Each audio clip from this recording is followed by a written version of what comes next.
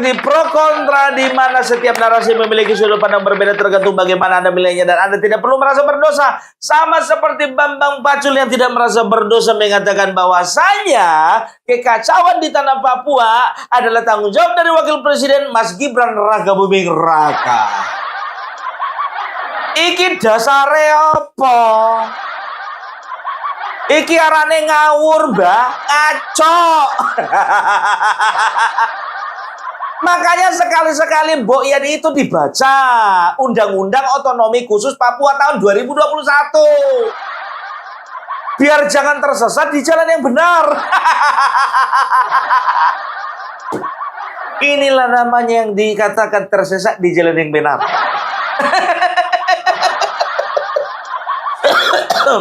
Ya coba bayangkan kalian ya, Undang-Undang Otonomi Khusus Papua ya tahun 2021 sudah mengatur bahwasanya ya Wakil Presiden bertanggung jawab terhadap percepatan pembangunan. Maka dibentuklah Badan Pengarah Percepatan Pembangunan Otonomi Khusus Papua, BP3OKP. Kan begitu. Nah, ada 4 item, ada 4 faktor, ada 4 fokus ya terhadap BP3OKP ini. Apa itu? Yang pertama, pendidikan. Yang kedua, kesehatan. Yang ketiga, ekonomi. Yang keempat, itu politik dan hukum. Nggak ada dibicarakan masalah pertahanan, keamanan, dan juga ketertiban umum. Nggak bertanggung jawab untuk itu Wakil Presiden. Kalau berbicara tentang pertahanan, keamanan, dan juga ketertiban umum, masih tanggung jawab dari TNI dan juga Polri.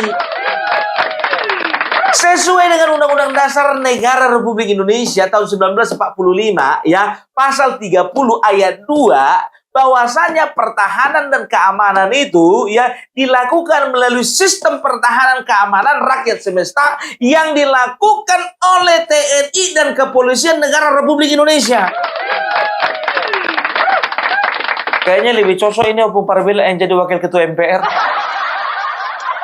Kurang menguasai dia.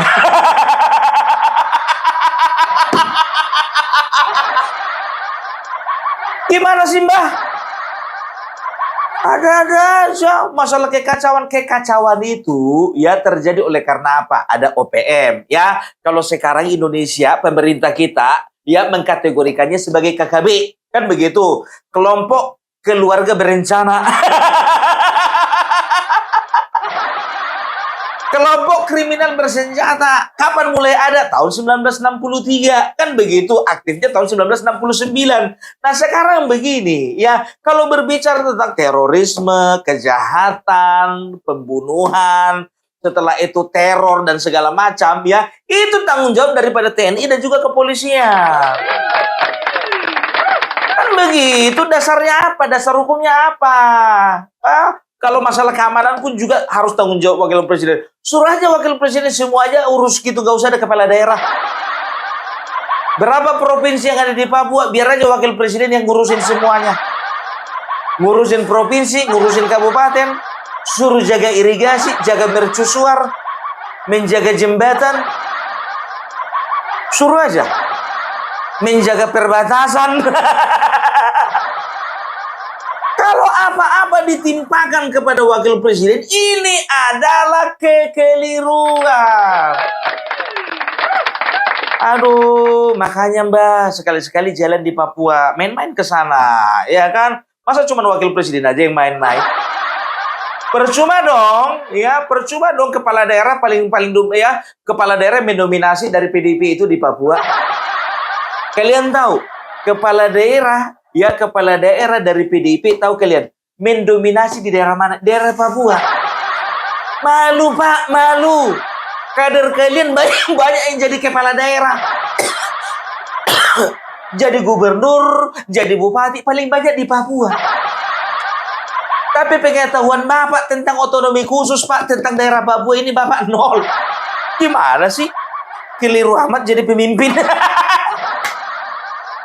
Aduh, makanya Pak, ya sekali-sekali minta tolong dulu sama Ibu Ketua Umum ya, tempatkan dulu Bambang Pacul, jangan jadi ketua DPD Jawa Tengah PDIP. Sekali-sekali ditugaskan dulu di Papua, biar mengerti dulu. Biar sinkron dulu ini ya antara Ketua DPD PDIP Papua dengan Wakil Presiden. Itu loh. Dan tahu nggak, BP3OKP ini ya bisa dikatakan yang bertanggung jawab adalah Wakil Presiden. Ya, ini memiliki 4 tugas ya. Ada 4 tugas. Yang pertama ya, Wakil Presiden itu tugasnya ya melakukan sinkronisasi dan harmonisasi perencanaan pembangunan. Yang kedua ya, mengkoordinasi perencanaan dan penganggaran. Yang ketiga ya, melakukan evaluasi. Yang keempat, menentukan arah kebijakan ya, dan juga memberikan rekomendasi strategis kepada Presiden Republik Indonesia. Oh, Bung Parbela aja nggak membaca kok. Bisa tahu. Semuanya disimpan di sini. Kan begitu, tolonglah ya. Apakah seperti ini kualitas wakil rakyat kita? Aku nggak tahu ya tendensinya apa ya. Apa di beliau nggak ingin disalahkan terhadap mungkin banyak orang yang mempersalahkan. Kayak mana itu di Papua itu lebih banyak di sana kepala daerahnya dari PDIP, tapi kok kayaknya nggak beres-beres keamanan di sana kan begitu. Ya kan. Mungkin untuk menjawab itu dilempar lagi ke Wakil Presiden.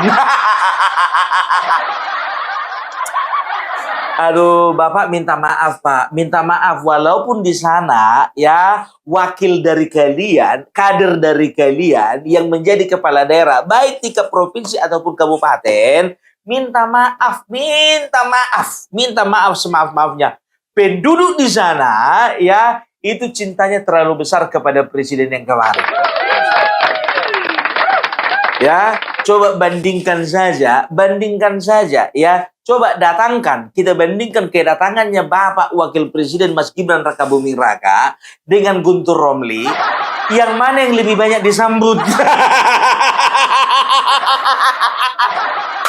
Oh, Bung Parbela, kau kalau bikin perbandingan tolong dong apple to apple.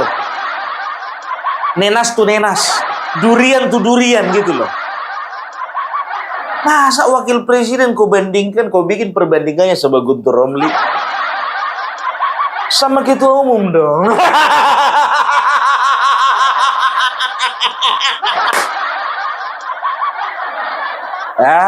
Gak usah ditanya itu. Kalau masalah kayak gitu gak usah dibahas. Kemarin aja di Blitar kita lihat kok gak seberapa menyambut. Apalagi di Papua. Aku bukan sedang menjelek-jelekkan, tidak ya. Jangan sempat rakyat Papua marah dengan pernyataan Anda. Karena apa? Ya, rakyat Papua itu sangat sayang kepada Presiden, sangat sayang kepada Wakil Presiden, sangat sayang kepada Bapak Joko Widodo. Dan yakinlah, kenapa di sana banyak kader dari PDIP kemarin maju menjadi kepala daerah dan menang, itu karena faktor Jokowi.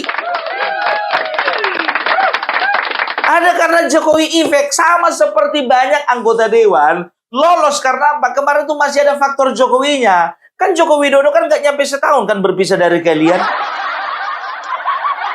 Kan begitu, ya kan? Karena apa? 10 tahun, ya 9 tahun. Di dalam 10 tahun, 9 tahun Bapak Joko Widodo bersama dengan kalian. Makanya masyarakat, rakyat, orang-orang, saudara-saudara kami yang ada di Papua, mereka masih berpikir bahwasanya ya Bapak Joko Widodo masih bagian daripada PDIP.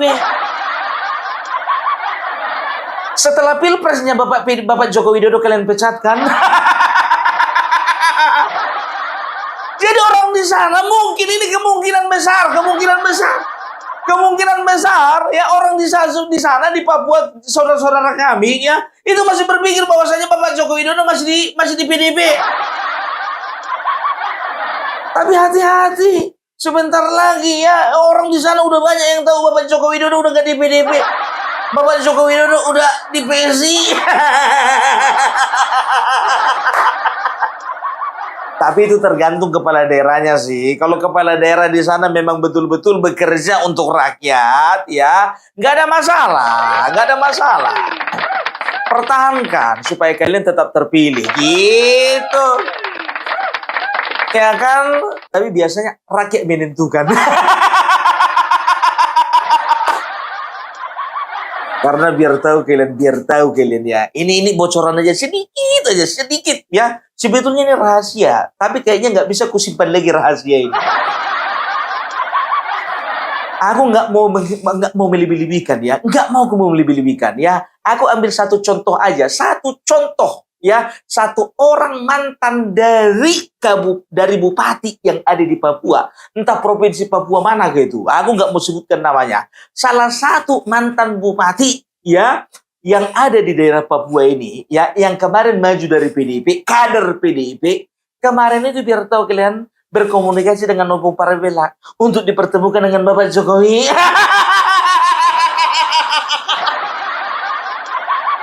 Betul. Ini betul, ini biar tahu kalian. Dan akhirnya apa? Pertemuan itu terjadi. Dan tahu enggak kalian ya, mantan bupati ini nggak perlu kusebutkan namanya. Katanya berjanji dia akan membawa teman-temannya lagi dari partainya yang lama.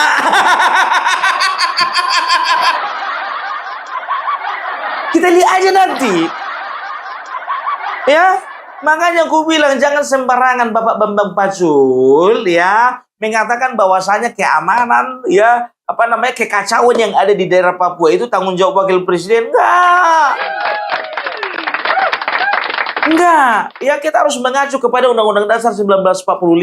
Kalau Anda mengatakan bahwasanya keamanan, pertahanan, keamanan, dan ketertiban umum yang ada di Papua menjadi tanggung jawab wakil presiden, bukan menjadi tanggung jawab daripada TNI dan juga Kepolisian Republik Indonesia, artinya Anda sedang mendiskreditkan Papua. Kan begitu, berarti Papua perlu penanganan khusus. Papua nggak perlu TNI dan juga Polri. Papua perlu pasukan yang diciptakan oleh Mas Gibran Rakabuming Raka sebagai wakil presiden gitu. Sudah jelas-jelas ya tugas pokok dari TNI dan juga kepolisian menjaga ketertiban negara, menjaga pertahanan keamanan negara ya, dan juga menjaga ketertiban dari seluruh tumpah darah Indonesia. Artinya apa? Papua ya itu masih menjadi tanggung jawab kepolisian dan juga menjadi tanggung jawab TNI. Beberapa waktu yang lalu sebetulnya ini udah kubahas ini biar tahu kalian ya, udah kubahas ini. Aku sangat tidak setuju dengan pendapat dari Bambang Pacul. Memang betul secara pribadi ya, dari semua kader PDIP yang paling kuhormati ini beliau. Beliau jujur, ada Bambang Pacul, ada Puan Maharani, ada Mas Utut ya, ada Mas Hendrar Priyadi. Ya, ini orang-orang yang bisa kukatakan sangat kuhormati lah kan begitu. Tapi kalau sudah berbicara pandangan, sudah berbicara pendapat, opini, kita bisa dong sah-sah saja dong kita bertolak belakang, ya kan? Apalagi kekeliruan ini ya, ini perlu untuk diluruskan. Kan begitu, walaupun tersesat di jalan yang benar. Ya banyak orang gitu tersesat di jalan yang benar.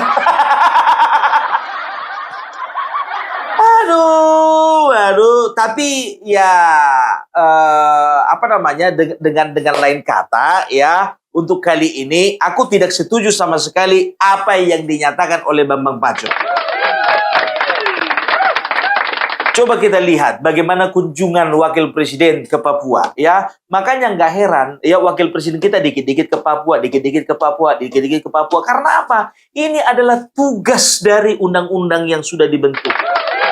Kalau sesuatu ya, kalau sebuah kebijakan sudah ya ditentukan oleh undang-undang, sudah diatur oleh undang-undang ya, ini harus dikerjakan. Makanya teman-teman Bapak kayak Guntur Romli, Deddy Sitorus ya, dan juga teman-teman Bapak yang lainnya itu dari partai Bapak walaupun beda kubu selalu mengatakan, lihatlah Gibran sekarang sudah 180 titik. 180 titik, bahkan juga sampai 190 titik mengalahkan Prabowo. Sudah melakukan belusukan. Karena memang itu sudah diatur undang-undang. Jangan mau kalian dibodoh-bodohi sama orang bodoh seperti ini. Kalau ngomong tuh pakai data, ngomong pakai dasar. Ya, jangan kalian pernah dengarkan orang-orang model Guntur Romli yang hanya menyatakan pendapat sesuai dengan sentimen dia. Kalau dia punya sentimen terhadap seseorang, dia akan bikin konten. Tapi kalau misalnya dia nggak punya sentimen, dia nggak akan bikin konten itu. Aduh, kita doakan saja ya Guntur Romli ini sama seperti Ferdinand Huta Heian. Bertobat dan kembali ke jalan yang benar. Walaupun nggak pindah partai.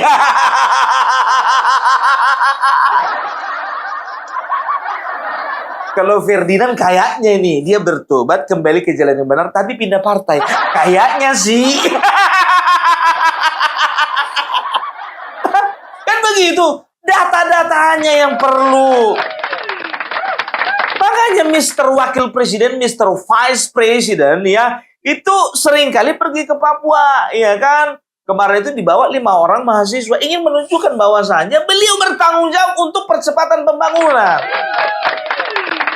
Makanya dibentuklah ya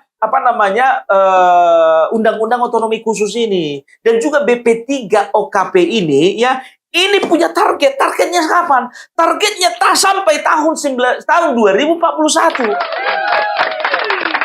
Pemerintah dalam hal ini menargetkan tahun 2041 Papua harus menjadi provinsi yang maju sama majunya seperti sama seperti pulau-pulau lainnya. Makanya jangan percaya kalian, jangan kebanyakan kalian nonton film Pesta Bali. Kalian dicekoki dengan berita-berita yang disinformasi. Kalian dicekoki dengan hal-hal yang buruk. Kalian dicekoki dengan semangat pesimisme. Kan begitu. Sekarang tujuan negara, tujuan pemerintah, bagaimana supaya membangun Papua. Kan begitu. Ya, di sana dibuat perusahaan. Sekarang begini.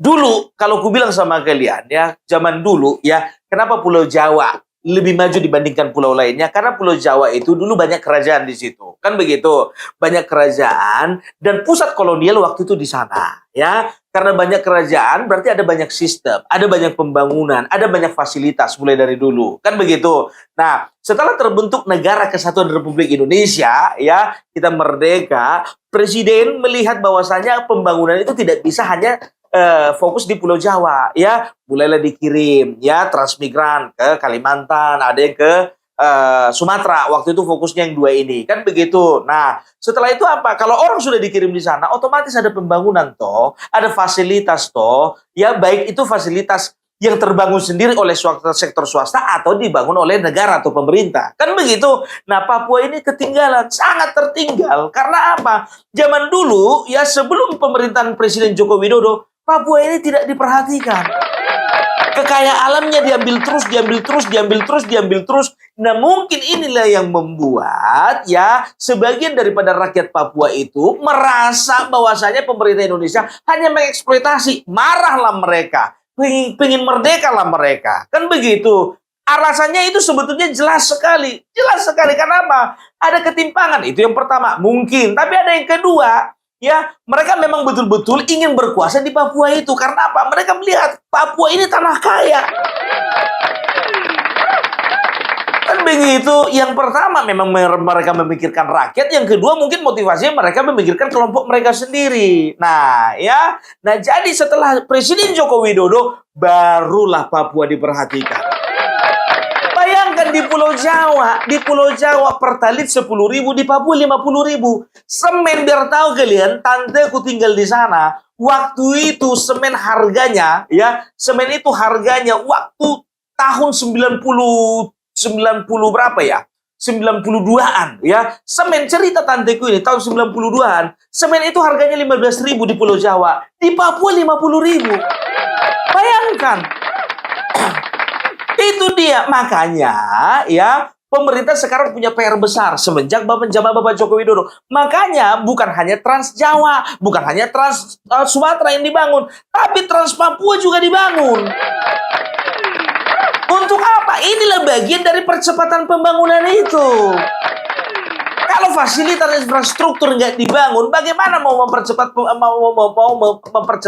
pemerataan pembangunan? Nggak bisa. Kan begitu. Nah, dibuatlah undang-undang supaya apa? Supaya ada yang fokus ya. Tahun 1921 ya, 2021 ya, dibentuklah undang-undang ya otonomi khusus untuk Papua ini. Supaya apa? Supaya ada yang fokus. Siapa? Wakil Presiden. Mulai zaman Kiai Haji Maruf Amin itu sudah fokus untuk ngurusin masalah Papua. Nah, sekarang wakil presiden kita diberikan fokus untuk ngurusin Papua. Kenapa ada yang keberatan? Yang keberatan sekelas Guntur Romli lagi. Makanya jangan pernah kita mau disesatkan dengan hal-hal itu, ya. Nah, sekarang banyak usaha-usaha untuk orang, ya, Papua ini tetap dimiskinkan. Karena apa? Karena ini kalau misalnya Papua dalam tanda kutip tetap dimiskinkan, ya, maka ini akan akan membuat beberapa pihak akan merasa diuntungkan. Coba kalian lihat, pemasok minyak, ya, selama ini yang sangat diuntungkan oleh karena Papua harganya mahal, sekarang rugi kan? Bukan cuma itu, supplier barang, bahan-bahan sembako. Selama ini coba, ya, yang mereka bisa impor dari luar negeri, bikin harga mahal di Papua. Sekarang gimana? Merugi. Kan begitu. Nah, sekarang di Papua dibikinlah pusat pertanian, pusat perkebunan, dibikinlah pabrik, dibangunlah segala macam fasilitas. Kan begitu. Tapi dengan dalih merusak lingkungan, ya, dibuatlah film pesta babi. Padahal sebetulnya kebanyakan yang digunakan untuk lahan pertanian itu adalah daerah rawa. Makanya aku bilang, ya jangan pernah kita terhasut dengan narasi-narasi menyesatkan. Mau film pesta babi, perhatikan kalian lah. Sebentar lagi ada film pesta babi 2. Karena apa? Akan ada usaha orang-orang, ya, untuk mengganggu jalannya pembangunan di Papua ini. Karena apa? Mereka tidak mau Papua maju. Udah cerita bahas itu, mereka memperalat lingkungan hidup, mereka memperalat isu lingkungan, mereka memperalat isu adat istiadat, mereka memperalat orang-orang setempat untuk melawan. Karena apa? Mereka mau, ya, supaya apa? Supaya Papua begitu-begitu aja, supaya Papua nggak maju. Kan begitu. Contohnya saja di kampungku, di kampung Opung Parbela, di daerah Porsea, ya. Daerah Porsea itu jujur aja aku bilang hasilnya hanya dari pertanian. Kan begitu, hasilnya hanya dari pertanian. Ya, begitu juga Balige, ya, begitu juga daerah Lagu Boti. Pokoknya aku sebutkan namanya satu persatu. Ya kan, nanti nggak tahu juga kalian kan. Nah, tahu nggak kalian, ya, ketika daerah itu hanya mengandalkan satu sektor saja, ya, nggak ada kemajuan. Orang menyekolahkan anak-anaknya itu pergi ke Medan, pergi ke Siantar, kan begitu. Tapi sekarang biar tokel, oleh karena ada pembangunan, ada fasilitas, ya. Sekarang di Kampung Opung Parbela sekarang sudah ada sekolah dan juga perguruan tinggi unggulan. Wah! Itu dia makanya aku bilang. Karena apa? Ya, karena pembangunan itu, ya, itu berjalan seiringnya waktu dengan kualitas berbanding lurus dengan kualitas kehidupan orang yang ada di lingkungan tersebut gitu. Makanya daerah Papua kalau begitu ada pembangunan, ada nanti rumah sakit, ya, fasilitas pendidikan, fasilitas kesehatan, perkantoran, ada mall, ada hotel. Kualitas manusia di sana, kualitas saudara-saudara kita juga akan meningkat. Targetnya 2041. Banyak yang nggak tahu ini. Itu loh, ya. Tolong Bapak Bambang Pacul, ya, baca-baca lagi Undang-Undang Otonomi Khusus, ya. Malu Bapak kan udah berapa periode. Opung Parbela nggak pernah jadi anggota dewan. Masa jadi Opung Parbela yang ngajarin Bapak? Ya kan? Itu dia. Oke, jadi udah jelas semuanya. Ya, itu dulu dari Opung Parbela. Salam NKRI, NKRI harga mati. Kita ketemu lagi di Pro Kontra berikutnya.